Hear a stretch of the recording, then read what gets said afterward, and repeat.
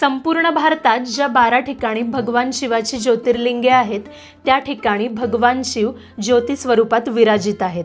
या 12 ज्योतिर्लिंगांपैकी महाराष्ट्रात त्र्यंबकेश्वर, भीमाशंकर व घृष्णेश्वर ही 3 ज्योतिर्लिंगे आहेत। आजचा व्हिडिओ आहे महाराष्ट्रातील घृष्णेश्वर ज्योतिर्लिंगाचा।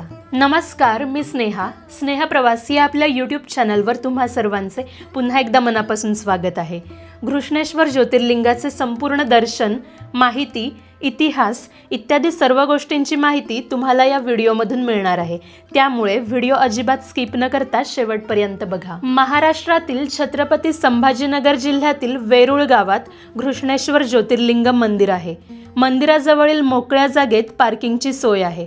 पार्किंग जवळूनच मंदिराकडे जाण्याचा मार्ग आहे। दर्शन मार्गामध्ये दोन्ही बाजूला महादेवाला अर्पण करण्यासाठी फुले, हार, नारळ अशा पूजेच्या साहित्याची अनेक दुकाने आहेत। 11 फेब्रुवारीला मुंबईहून प्रयागराजला महाकुंभमेळ्यासाठी जाताना वाटेमध्ये घृष्णेश्वर ज्योतिर्लिंगाचे दर्शन घ्यायचे आम्ही ठरवले। अर्थातच महादेवाच्या आज्ञेनेच आम्हाला घृष्णेश्वर ज्योतिर्लिंगाचे दर्शन घ्यायचे भाग्य लाभले। खरं तर घृष्णेश्वर मंदिरात जाण्यापूर्वी मोबाईल लॉकरमध्ये ठेवावा लागतो असं मी ऐकून होते, परंतु आमच्या सुदैवाने आम्हाला मोबाईल ठेवण्यासाठी कुणीही अडवले नाही, त्यामुळे संपूर्ण मंदिर परिसराचा व्हिडिओ मी खास तुमच्यासाठी शूट करू शकले। शनिवार रविवारी तसेच श्रावण महिन्यात व महाशिवरात्रीला हे बॅरिकेड्स पूर्णपणे शिवभक्तांनी भरलेले असते। महत्त्वाची गोष्ट सांगायची म्हणजे घृष्णेश्वर ज्योतिर्लिंगाचे दर्शन घेण्यासाठी मंदिरात प्रवेश करण्यापूर्वी पुरुषांना कमरेच्या वरील भागातील सर्व कपडे म्हणजे शर्ट, टी शर्ट काढावे लागतात। हा इथला नियम आहे। आपण पाहू शकता दर्शन मार्गामधून मंदिर आता दिसू लागले आहे। मंदिराचे बांधकाम आतून काळ्या पाषाणाचे असून रेखीव मूर्त्या व नक्षीकाम मंदिराच्या खांबांवर दिसून येतात।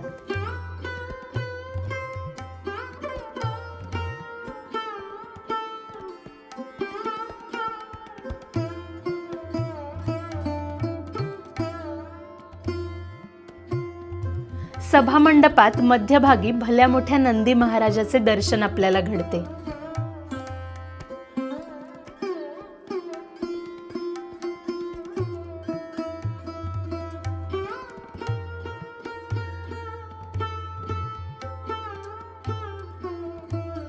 आता आपण गाभाऱ्यात दर्शनाला जाऊयात। गाभाऱ्यात मधोमध घृष्णेश्वर ज्योतिर्लिंगाचे दर्शन आपल्याला घडते। ज्योतिर्लिंगाला स्पर्श करून दर्शन घेता येते व आपल्या इच्छेनुसार ज्योतिर्लिंगाचे अभिषेक देखील करता येते। गाभाऱ्यात वरील बाजूस मोठा आरसा लावलाय, त्यामध्ये बघून देखील दर्शन घेता येते।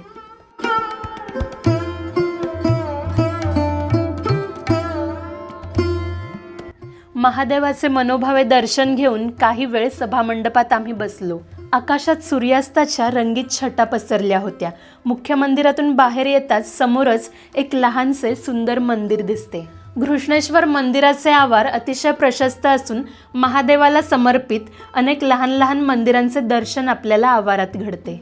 छत्रपती शिवाजी महाराजांचे आजोबा मालोजीराजे भोसले यांनी घृष्णेश्वर मंदिराचा प्रथमतः 16व्या शतकात जीर्णोद्धार केला। सध्याचे अस्तित्वात असलेले मंदिर इसवी सन 1730 मध्ये मल्हारराव होळकरांच्या पत्नी गौतमीबाईंनी बांधलेले असून नंतर अहिल्याबाई होळकरांनी या मंदिराचा परत एकदा जीर्णोद्धार केला। मंदिराचे बांधकाम लाल रंगाच्या दगडामध्ये करण्यात आले आहे। मंदिराचे नक्षीकाम अतिशय रेखीव, अवर्णनीय असे आहे। पारंपरिक दक्षिण भारतीय वास्तुशैलीचा प्रभाव मंदिराच्या बांधकामावर दिसून येतो। मंदिराच्या डागडुजीचे काम चालू असल्यामुळे मंदिरावर सर्वत्र बांबू लावण्यात आले आहेत। मंदिराची प्राचीनता जतन करण्यासाठी 1959 साली घृष्णेश्वर मंदिराला राष्ट्रीय संरक्षित स्मारक म्हणून घोषित करण्यात आले। घृष्णेश्वर ज्योतिर्लिंगाची एक आख्यायिका सांगितली जाते की घृष्णा आणि सुदेहा अशा 2 बहिणी होत्या आणि या बहिणी सख्या सौतेही होत्या। दोघींचा एकाच माणसाशी विवाह झाला होता, परंतु दोघींनाही मूलबाळ नव्हतं। घृष्णा शिवभक्त होती व शंकराची नित्यनेमाने पूजा करायची। तिच्या भक्तीने प्रसन्न होऊन तिला पुत्रप्राप्ती झाली। पण तिच्या बहिणीने रागाने त्या मुलाला ठार मारले आणि नदीमध्ये फेकले। ही घटना घडली तेव्हा घृष्णा शिवपूजा करत होती। आपल्या मुलाला मारलं गेलंय हे समजूनही ती जराही विचलित झाली नाही आणि तिने पूजा तशीच सुरू ठेवली। ज्याच्या कृपेने मला पुत्रप्राप्ती झाली आहे तोच त्याचे रक्षण करेल असं म्हणत ती पूजा करत राहिली। तिची भक्ती पाहून भगवान शंकर प्रसन्न झाले आणि घृष्णेचा मुलगा पुन्हा जिवंत होऊन नदीतून बाहेर आला। भगवान शंकराने ज्योतिरूपात या स्थानी कायम वास्तव्य करावे अशी प्रार्थना घृष्णेने केली व शंकराने तिची ही प्रार्थना ऐकली आणि घृष्णेच्या नावावरूनच या देवस्थानाला घृष्णेश्वर हे नाव देण्यात आले असे सांगितले जाते।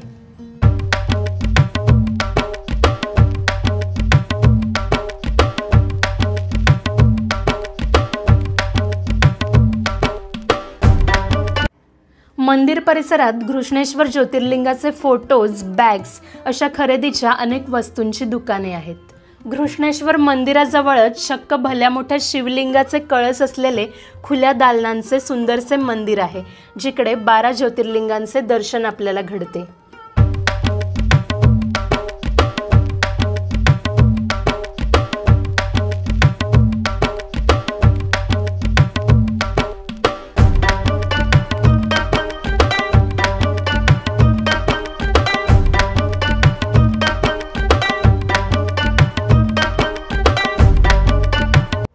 वेरूळचे कैलास मंदिर व लेणी घृष्णेश्वर मंदिरापासून फक्त 1 किलोमीटर अंतरावर आहे, पण संध्याकाळी 5 वाजताच ते बंद केले जाते, त्यामुळे आम्हाला तिकडे जाता आले नाही। शिव मंदिरा बाजूला श्री विश्वकर्मा मंदिर आहे, तिकडे आम्ही दर्शन घेतले।